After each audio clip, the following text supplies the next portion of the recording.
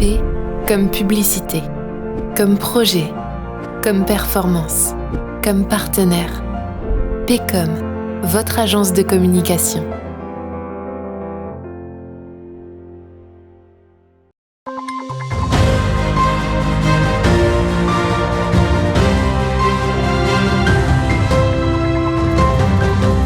Bonsoir à toutes et à tous, jeudi 5 janvier, bienvenue dans notre 15 infos, voici les titres.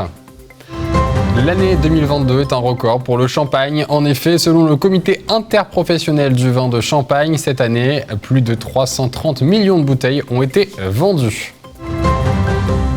L'agglomération Saint-Dizier-d'Air-et-Blaise a décidé de mettre en place sur son territoire un contrat local de santé. Ce jeudi 5 janvier, les bragards ont été invités à donner leur avis.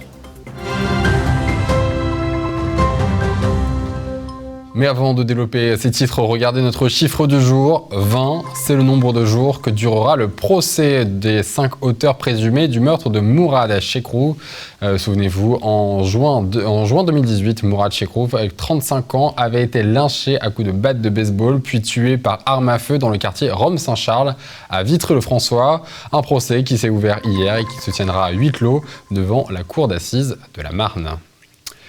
Tout autre chose à présent, je vous le disais en titre, l'année 2022 a été un record pour le champagne. En effet, selon le comité interprofessionnel du vin de Champagne, cette année, plus de 330 millions de bouteilles ont été vendues.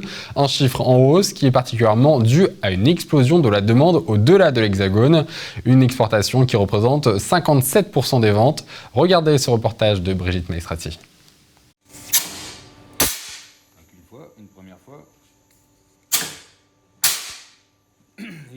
En 2022, le champagne a connu une vente importante représentée par le nombre de bouteilles vendues, mais aussi par le chiffre d'affaires qu'il en ressort.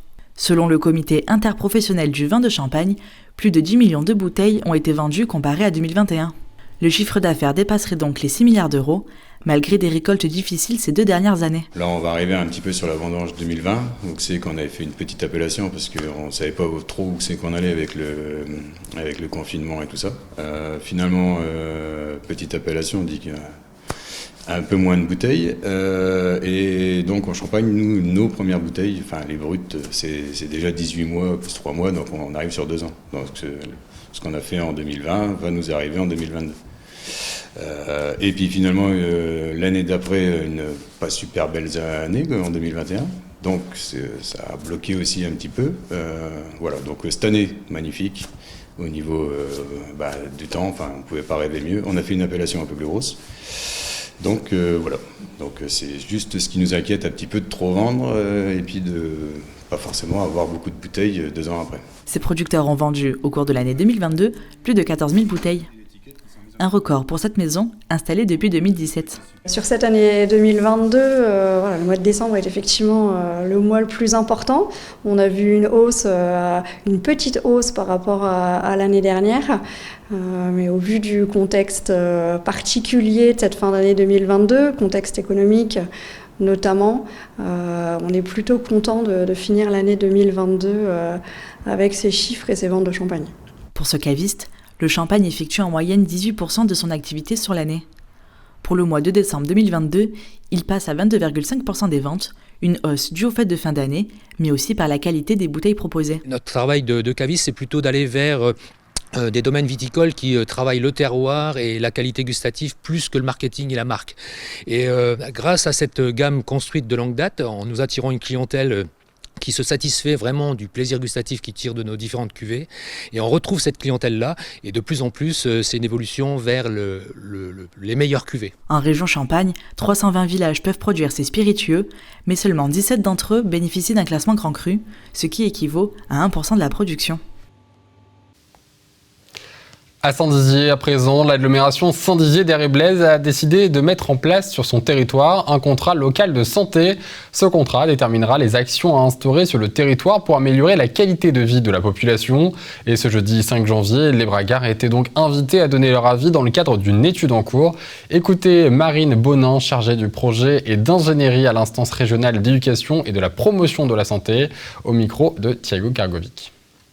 Contrat local de santé, en gros, c'est comme j'ai expliqué du coup au groupe qui est venu tout à l'heure, c'est donc de dire à un moment donné, on va réunir autour de la table en fait toutes les personnes qui travaillent, qui habitent sur l'agglomération, et on va leur demander en fait comment vous vous sentez sur le territoire, qu'est-ce qui est bien, qu'est-ce qui est moins bien, et ensuite on va travailler tous ensemble à mettre en place certaines actions en fonction de ce qui a été dit. Et donc là, c'était la première étape en fait de ce contrat local de santé, c'est-à-dire l'état des lieux.